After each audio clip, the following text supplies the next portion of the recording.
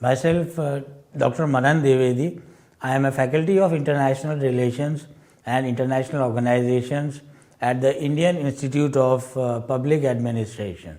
Now, the theme which has been allocated to me for talking about it, for delivering a lecture, happens to be that of the making of India's foreign policy, role play by the civil society, NGOs and the Indian diaspora.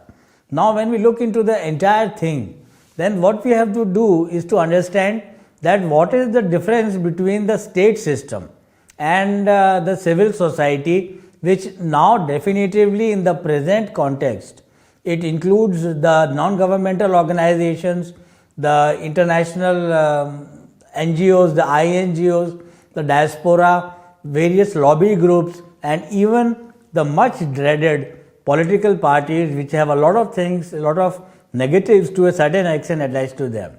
So when we look at India's foreign policy, then what we have to understand to begin with is that when the India's international relations and external relations went on since 1947, then India was at a very decisive cusp. That decisive cusp happened to be that of state, and India had to make a choice between the capitalist bloc of nation states and the socialist bloc of nation states. Apart from that, two adversarial nations in the immediate neighborhood of the order of the Islamic Republic of Pakistan and the People's Republic of China, they existed. Now, coming back to civil society, what we need to understand is that the state system is definitely there as a kind of a monolith, as a kind of an establishment nom de plume. But when we talk about the other aspect of foreign policy making, then how the lobby groups, how the fourth estate, that is the media, and how the civil society and the NGOs influence the making of foreign policy in India, that has to be looked into. Before that, we can look into civil society. Now, how to make it very simple and unearth, or to find out the basic fundamentals of civil society. I'll go with the tedium. Civil society is a significant nom de plume of international relations and global politics. Since the initiation of the government efforts, NGOs such as ACHR, Greenpeace and Oxfam, they have been checked for their global funding linkages. Since the coming in of the New Delhi denomination under Prime Minister Narendra Modi, since the initiation of the Modi government, pivotal norms have been remodeled to target the non-governmental global role-play actors, which seem to have dubious connections and inadequate ratification for the funding of their general functioning. So what we need to understand over here is the idea that question marks have been raised against the influence, or one can say the shady influence of non-governmental organizations, the media, cinema, and also the political parties as far as the international relations or the foreign policy making of the New Delhi denomination is concerned.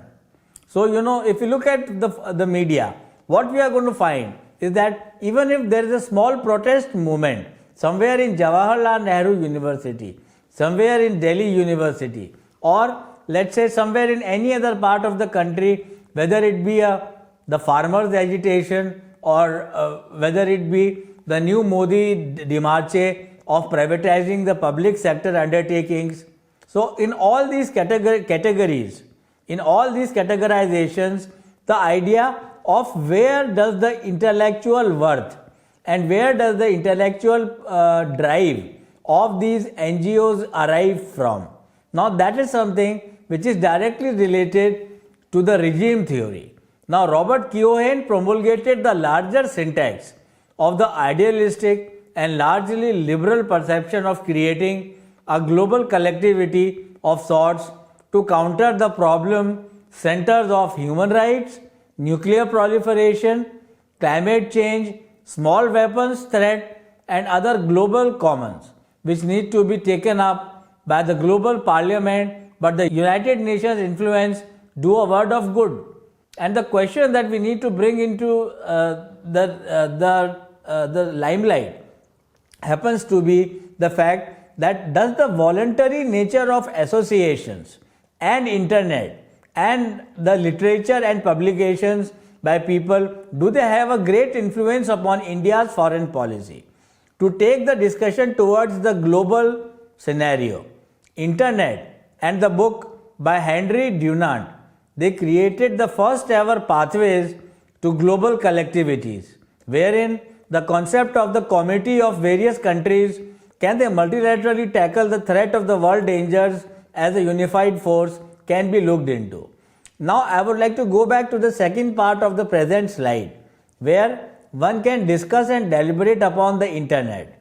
Now the internet was initiated as a kind of an internal mechanism by the Department of Defense of United States of America. That at that point of time it was not open for public consumption. At that point of time only internal conversations, memos, decisions and the day-to-day work of the Pentagon were to be taken into consideration. So it was an in-house facility, that is the internet, which was developed in the early 70s by the American establishment, and to be more precise, the American the American security providers which were linked to the government. So internet, later on the Pentagon realized that there was a huge market in the country and later on in the entire ecosystem of countries where people could be connected and people can communicate with each other.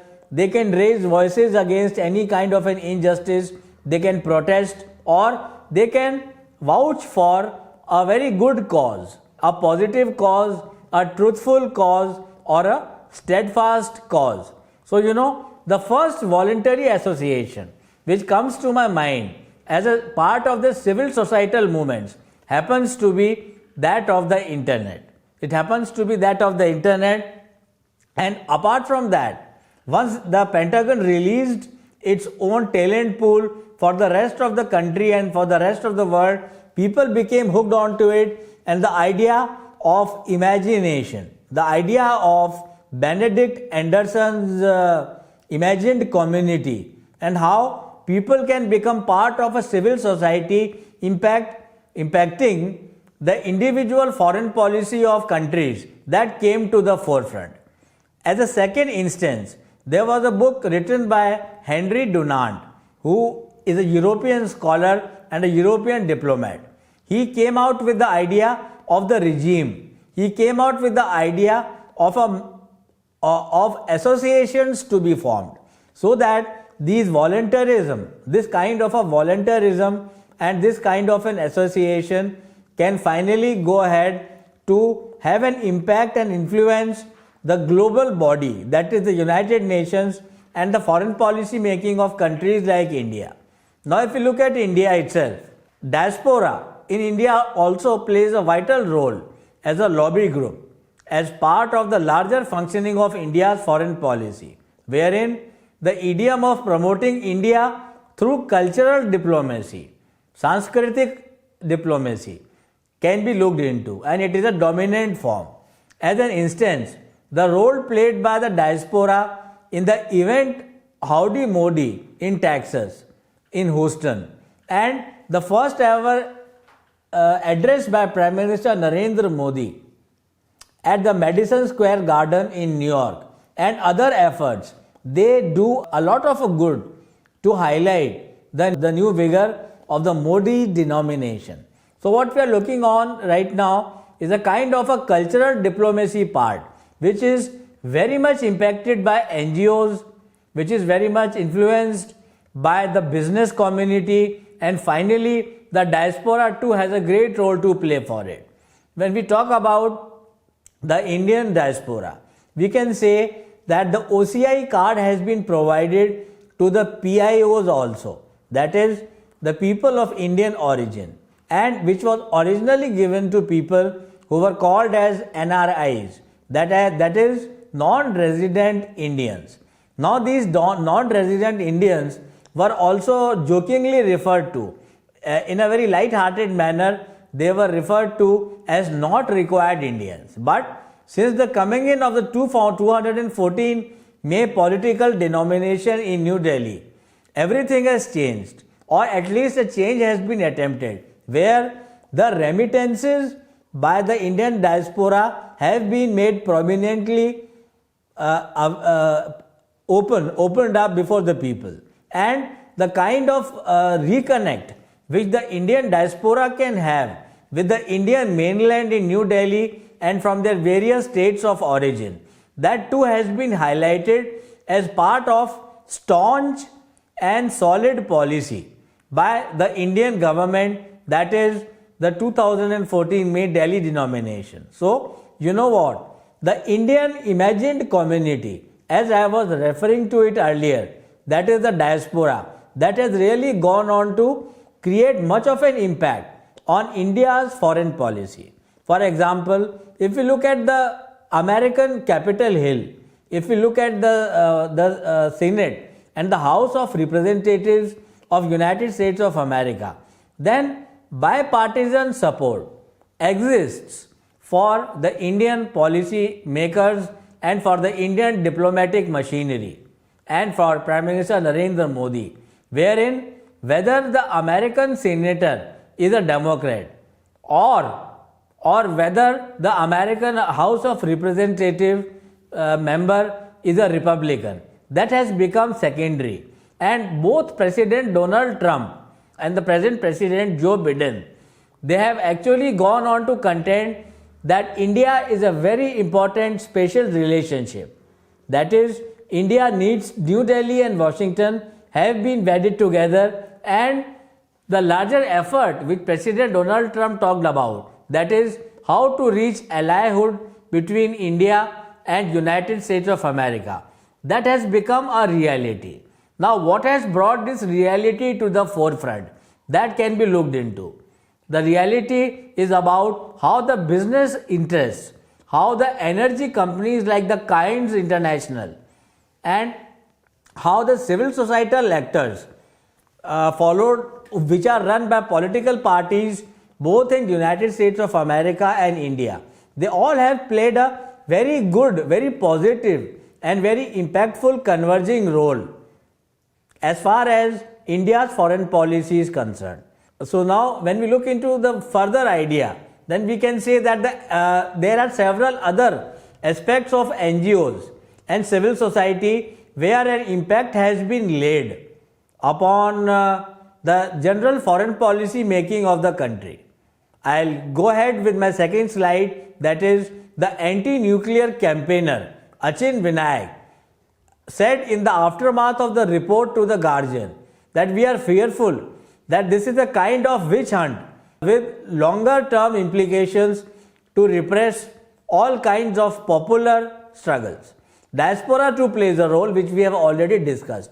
So, if we can look into the general idea of these NGOs and the general firmament of non-state actors, which are the civil society, then climate change, human rights, nuclear disarmament, non-proliferation, and gender rights, women empowerment, and poverty eradication, all these issues are the ones which are practically and very ably dealt by the civil societal actors, that is the NGOs. So this is one part of it which we are going to look into. Now coming specifically to media as the fourth estate, it can be surmised that India's foreign policy has gone on to depend indirectly on the media monolith, which impacts Bharat's external relations and its attendant diplomacy. Media is the crucible, media is a catalyst, media happens to be a prism through which the entire world witnesses the spectacle of color and peace that is India. So when we talk about this media interface, then what we have to look into is the idea of public opinion. That is, what sort of feedback does the general population of the country, what sort of feedback do the citizens and the netizens of India give to Modi's New Delhi denomination. What I am trying to convey here is that the media is a first grade public opinion maker, and what all are the bad points about a government policy, what all are the negative themes about the government policy, and what all are the achievements of the government, whether it be the domestic policy or whether it be India's external relations and India's foreign policy. All of them are conveyed as part of a feedback loop to the government or to the New Delhi denomination. Whatever might be the political or the ideological hue of the government at Raisina Hill, but still we are going to look into other aspects of it too. That is, how does media impact? Now, if the media is friendly towards you, then the government can really do well as far as sending its delegates to superpowers and to the South Asian microstates are concerned. This is one part of the detail, wherein a strong media with a strong backing of the with a small backing of the parliamentarians and a strong backing of the opposition can really add and give lot of power, lot of pelf and lot of incisiveness to the government policy, whether we are confabulating with the Pakistan, Rawalpindi, or whether we are confabulating with Beijing, that is the People's Republic of China. One of the great impact that media has as a kind of a foreign policy impactor, as a kind of a foreign policy crucible, can be gauged or can be found out from the way things unraveled themselves at the Ladakh frontiers, at Depsang, at Doklam, and at the Finger area, where the Indian armed forces were engaged in a eyeball-to-eyeball confrontation with the People's Liberation Army, that is the PLA. Now, that kind of coverage that media talks about, the entire country was behind the government. The entire country was behind the defense forces, because the people, as their mood was gauged by the media, the people felt that in 2013 the Depsang incursion by the Chinese occurred, and several other incursions occurred in the form of Sumdorong Chu being one example. But the Indian government's response was not very strong. The Indian government's response was lax, and India was not practicing aggressive foreign policy. India was not practicing aggressive national interest oriented diplomacy, because of which the heart of the enemy, the heart of the Han Empire, that is China, Beijing, the People's Republic of China, this heart was augmented, this heart was increased, and the arm twisting which China always does was brought out in its full attention, in its all details, before the entire country and before the entire world. The media reportage also showed us that how rude, how aggressive and how dangerous the Chinese soldiers were, as Indian contingents engaged in a non-warlike confrontation with each other, as reported by media. For instance, they entered into physical fights, they entered into brawls with each other, and arm twisting and scuffles of physical variety occurred between the brave Indian soldiers and the aggressing Chinese forces. So, media also plays a neutral role, media plays a objectivity defined role, but media this time around in the Finger area confrontation and in the Song-So confrontation actually went in and showcased and made the entire world aware that how media can really affect into making New Delhi's foreign policy as being aggressive, as being dangerous, as being giving a clear message to the enemy state of People's Republic of China. So the magic crystal, we were talking about the Iraq war. We can talk about the Iraq war, we can talk about the Vietnam war in the roaring 60s, which point towards the gruesomely effective impact of the fourth estate on the execution and making of a nation's foreign policy. We can also look at the political contest model as has been created by the Israeli scholar Gadi Wolfsfeld, which talks about the spectacular impact of media on the external relations of a nation.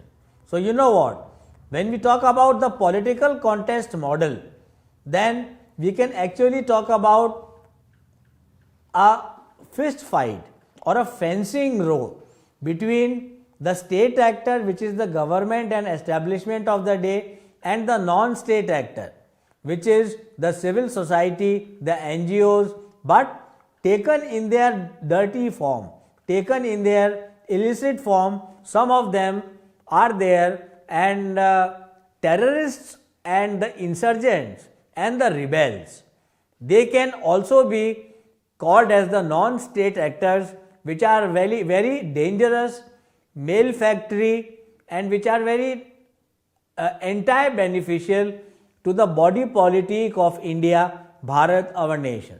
So, you know, when we talk about the political contest model, then we talk about the general access which the government and the state has to both tangible and intangible resources, such as its soft power, such as its financial resources, and the infrastructure of the entire country and the government. So, how does the non-state actor, how does a terrorist, how does an insurgent actually go ahead and get the attention of the entire world? That is what the political contest model looks into. For example, a terrorist in Kashmir would blow up himself in the Lal Chowk. I am giving an instance, I am giving an example. Or a Maruti Van's gate would open in the 1980s and early 90s, and out will come AK-47s from the hastily opened doors of the Maruti van, and they would fire indiscriminately, they would fire regularly, like a kind of a rage attack on the people who have gathered in the Lal Chowk for some sort of a buying exercise, for shopping, or firing on children who are returning from schools in Srinagar in the Lal Chowk. So you know what is the utility of such bloodshed for the terrorist and for the insurgent? Because the terrorist and the non-state actor does not have access to money, does not have access to financial resources, and does not have access to media. So a kind of a terror attack can be taken in or can be considered as a spectacular event. Now what do we understand by this spectacular event? This spectacular event is an exercise by which, let's say, Jaish-e-Mohammed, let's say the Indian Mujahideen, or any other terrorist outfit run and sponsored by Pakistan, they can create a big news at 9 o'clock prime time in a drawing room in a Manhattan apartment, or whether it be a bureaucrat's drawing room in Chanakyapuri. They all become aware of the fact that 15 people have been mowed down in the Lal Chowk in Kashmir, in Srinagar, and that becomes more than news. It is not a small figment of news. It is not a small segment of news, but it is a kind of a message to the entire world that New Delhi should clear up its act.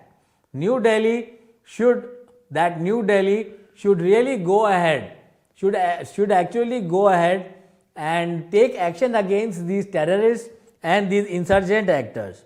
So what I am trying to convey is that media plays a very crucial role in foreign policy making, where both the elements of the domestic policy and external policy are related. The role of FCRA we can look into.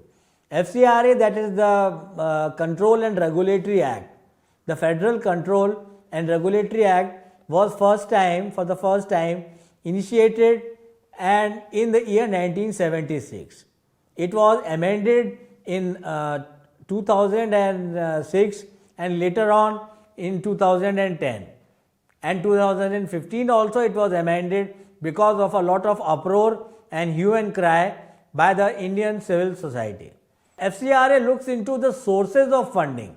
That is where the crucial national and anti-national debate comes in. Now the New Delhi government now is looking into the kind of foreign aid, the countries from which the foreign aid is emanating. That is, what is the nature of this foreign aid? A scholar, Pushpa Sundar, in her book released by Routledge around 4 to 5 years back, goes on to contend in her book Foreign Aid and NGOs that the sources and the color of the foreign aid should be looked into. And if you look into the Chinese troubles in Hong Kong, Xinjiang, Myanmar, then we can say that China has a whole phalanx, a whole group of sponsored NGOs, and where human rights accesses are neglected. And despite countries like Turkey, United States of America and various other European countries raising a voice against the excesses committed by China in Hong Kong, Xinjiang and Myanmar are concerned, still these NGOs seem to be the directing force in China. So, to conclude, institutions such as the National Security Council, National Security Advisory Board along with the JIC, that is the Joint Intelligence Committee, to fall in line, and the government of this national security realm is impacted by the noises made by political parties, media and other groups. Thanks a lot for a patient hearing. Thanks a lot.